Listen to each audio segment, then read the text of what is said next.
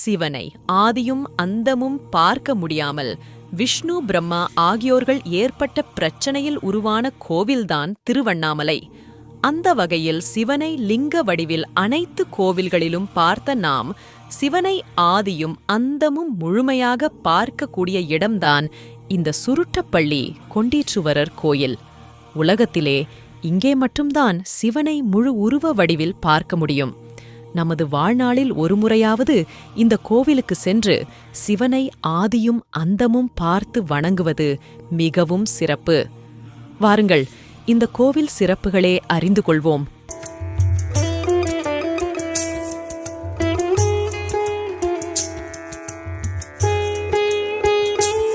பள்ளி கொண்டீஸ்வரர் திருக்கோயில் என்பது ஆந்திர மாநிலம் சித்தூர் மாவட்டம் சுருட்டப்பள்ளி எனும் ஊரில் மிக அற்புதமான ஆரணி ஆற்று கரையோரத்தில் அமைந்துள்ள ஒரு சிவன் கோயில் ஆகும். மூர்த்தி, தலம், தீர்த்தம் ஆகிய மூன்றும் ஒருங்கே அமையப்பெற்றது இந்த திருத்தலம். பள்ளி கொண்டீஸ்வரர் ஆலயத்தில் உள்ள பெரும்பான்மையான மூர்த்திகள் குடும்ப சமேதராக காட்சி தருவது இந்த கோவிலின் முக்கிய அம்சமாகும். இந்த ஆலயத்தில் அருளும் பள்ளி கொண்டீஸ்வரர் சர்வ மங்களாம்பிகையின் மடியில் தலை வைத்து சைனகோலத்தில் காட்சி தருகிறார். பரந்தாமனை போலவே பரமேஸ்வரன் பள்ளி கொண்ட ஒரே கோவில் இது என்பது சிறப்பாகும். இந்த கோவில் வரலாறு மிகவும் மிகவும் பழமையானது.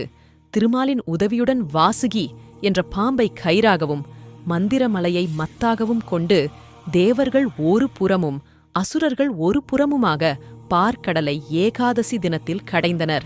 வாசுகி பாம்பு வலி தாங்காமல் விஷத்தை கக்கியது. தேவர்களும் அசுரர்களும் பயந்து இதிலிருந்து தங்களை காப்பாற்ற சிவனை வேண்டினர்.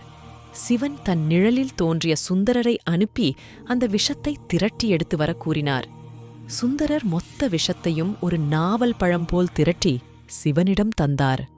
அப்பொழுது 30 முக்கோடி தேவர்களும், சிவபெருமானே, இந்த விஷத்தை வெளியில் வீசினால் அனைத்து ஜீவராசிகளும் அழியும். இந்த இக்கட்டான சூழ்நிலையிலிருந்து எங்களை காத்திடுங்கள் என மன்றாடினர். உடனே சிவன் விஷாபகரண மூர்த்தியாகி அந்த கொடிய நஞ்சினை விழுங்கினார். இதைக் கண்டு பயந்த லோகமாதா பார்வதி சிவனை தன் மடியில் கிடத்தி அவரது வாயிலிருந்த விஷம் கழுத்தினை விட்டு செல்லாதவாறு கை வைத்து அழுத்தினாள். இதனால் சிவனின் கழுத்தில் நீல நிறத்தில் விஷம் தங்கியது. அதனால் அவர் நீலகண்டனானார். விஷத்தை தடுத்து அமுதம் கிடைக்கச் செய்ததால் அம்மன் அமுதாம்பிகை ஆனாள். பிறகு சிவன் பார்வதியுடன் கைலாயம் சென்றார். அப்படி செல்லும் வழியில் இத்தலத்தில் சற்று இளைப்பாறியதாக சிவபுராணமும் ஸ்கந்த புராணமும் கூறுகிறது. சிவன் பார்வதியின் மடியில் படுத்து ஓய்வெடுத்த இந்த அருட்காட்சியை சுருட்டப்பள்ளியில் பார்க்கலாம். இந்த ஆலயத்தில் அருளும் பள்ளி கொண்டீஸ்வரர் சர்வ மங்களாம்பிகையின் மடியில் தலை வைத்து சயன கோலத்தில் காட்சி தருகிறார். பரந்தாமனைப் போலவே பரமேஸ்வரன் பள்ளி கொண்ட ஒரே கோவில் இது என்பது சிறப்பாகும். இந்த ஆலயத்தில்தான் முதலில் பிரதோஷ வழிபாடு நடத்தப்பட்டதாகவும் அதன் பிறகே மற்ற சிவ ஆலயங்களில் பிரதோஷ வழிபாடு தொடங்கியதாகவும் ஒரு நம்பிக்கை உள்ளது. இந்த கோயிலில் குபேரனிடம் உள்ள சங்கநிதி, பார்க்கடலில் தோன்றிய பத்மநிதி இருவரும் தத்தம் மனைவியரோடு தரிசனமளிக்கின்றனர். தட்சிணாமூர்த்தி தன் மனைவி தாராவுடன் தாம்பத்திய தட்சிணாமூர்த்தியாக அருள்கிறார். பிரதோஷ பூஜை தோன்றுவதற்கு மூல காரணமாக இருந்த தலமே சுருட்டப்பள்ளிதான். இவ்வுலகை காப்பதற்காக அமிர்தத்தை கொடுத்துவிட்டு விஷத்தை உண்ட இந்த பள்ளி கொண்ட நாதனை சனிக்கிழமைகளில் வரும் மகாபிரதோஷ தினத்தில் வழிபட்டால் இழந்த செல்வம் மீண்டும் கிடைக்கும். பதவி இழந்தவர்கள் மீண்டும் அடைவர். பதவி உயர்வு கிடைக்கும். திருமணத்தடை விலகும். பிரிந்த தம்பதியினர் ஒன்று சேருவர் என்பது நம்பிக்கை.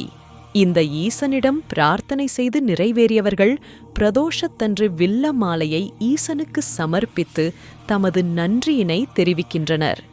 திருப்பதிக்கு செல்லுபவர்கள் இந்த திருத்தல சிவனை வணங்கி திருப்பதிக்கு செல்லுவது நமது நினைத்த காரியம் விரைவில் நடக்கிறதென்று பல பேர் அனுபவ ரீதியாக கூறுகின்றனர். மேலும் திருவாதிரை, மகா சிவராத்திரி, ஆங்கிலம், தமிழ், தெலுங்கு வருட பிறப்பு நாட்கள், நவராத்திரி தினங்களில் இக்கோவிலில் சிறப்பு பூஜை நடக்கிறது. தினமும் காலை 6 மணி முதல் பகல் 12 மணி வரையும், மாலை 4 மணி முதல் இரவு 8 மணி வரையும் கோவில் நடை திறந்திருக்கும். சனிக்கிழமையில் மாலை வேளையில் நடக்கும் பிரதோஷ பூஜையில் கலந்து கொள்வது மிகவும் சிறப்பு.